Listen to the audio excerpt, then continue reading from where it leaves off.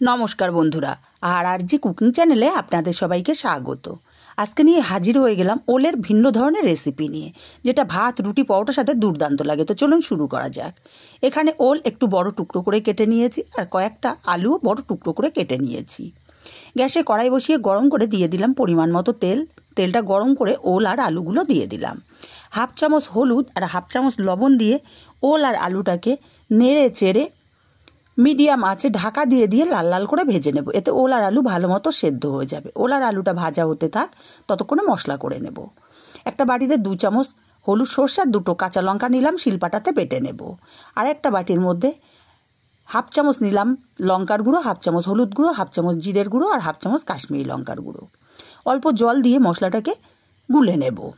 মশলাটাকে গোলা হয়ে গেছে, এক সাইডে রেখে দেব। আর এদিকে আমি আরও দুবার ঢাকনা খুলে ওল আর আলুটাকে নেড়ে দিয়েছিলাম। ওল আর আলুটা বেশ লাল লাল করে ভাজা হয়ে গেছে। এখন ওল আর আলুগুলোকে আমি উঠিয়ে নেব। আপনারা চাইলে ওলটা হালকা সেদ্ধ করে নিতে পারেন, তবে ওল সেদ্ধ করা লাগে না, ওল সুন্দর মতো সেদ্ধ হয়ে যায়। ওল আর আলুটা উঠিয়ে নিয়ে এই তেলের মধ্যে ফোড়নে দেব 2টো শুকনো লঙ্কা, আর দেব 2টো তেজপাতা, আর হাফ চামচ দেব গোটা জিরে। ফোড়নটাকে কয়েক সেকেন্ড ভেজে নেব। ফোড়নটা সুন্দর মতো ভাজা হয়ে গেলে এখানে দিয়ে দেব একটা পেঁয়াজ বাটা। মিডিয়াম সাইজের একটা পেঁয়াজ বেটে নিয়েছি। পেঁয়াজ বাটাটাকে দিয়ে সুন্দর মতো কষিয়ে নিয়েছি কাঁচা গন্ধ চলে যাওয়া পর্যন্ত। এখন এখানে দিয়ে দেবো হাফ চামচ রসুন বাটা, হাফ চামচ আদা বাটা। আদা রসুন বাটাটাকে দিয়েও ভালো মতো কষিয়ে নেব কাঁচা গন্ধ চলে যাওয়া পর্যন্ত। এবার এখানে দিয়ে দেব গুঁড়ো মশলার পেস্ট। গুঁড়ো মশলার পেস্টটাকে দিয়ে ভালো মতো কষিয়ে নেব মশলা থেকে তেল ছেড়ে আসা পর্যন্ত। মশলা থেকে তেল ছেড়ে দিয়েছে, এখন এখানে দিয়ে দেব সর্ষে কাঁচা লঙ্কার পেস্ট, আর অল্প একটু জল দিয়ে মশলাটাকে আবারও বেশ কিছুক্ষণ কষিয়ে নেব। মশলাটা যত ভালো কষানো হবে তরকারির টেস্ট কিন্তু ততটাই ভালো হবে।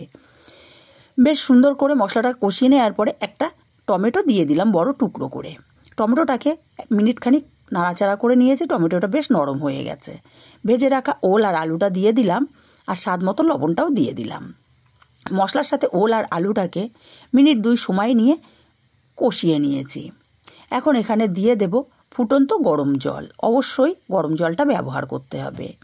গরম জল ব্যবহার করলে তরকারির টেস্ট কিন্তু খুবই ভালো আসে। ভালো করে নাড়াচাড়া করে মিশিয়ে দিয়ে ঢাকা দিয়ে 10 মিনিট রান্না করে নেব। 10 মিনিট পর ঢাকাটা খুলে নিলাম। নাড়াচাড়া করে দেখে নেব ওল আর আলুটা সেদ্ধ কতটা হলো। ওলটা সুন্দর মতো সেদ্ধ হয়ে গেছে। এখন এখানে দিয়ে দেব হাফ চামচ চিনি। চিনিটাকে দিয়ে নাড়াচাড়া করে মিশিয়ে দিয়ে আরও 2 মিনিট তরকারিটাকে ফুটিয়ে নিয়েছি। 2 মিনিট ফুটিয়ে নেওয়ার পরে বেশ কিছুটা ধনেপাতা কুচি ওপর থেকে ছড়িয়ে দিলাম।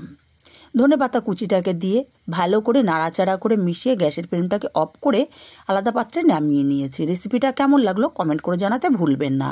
ভালো লাগলে কাছের আত্মীয় স্বজন বন্ধুবান্ধবের কাছে শেয়ার করতে ভুলবেন না।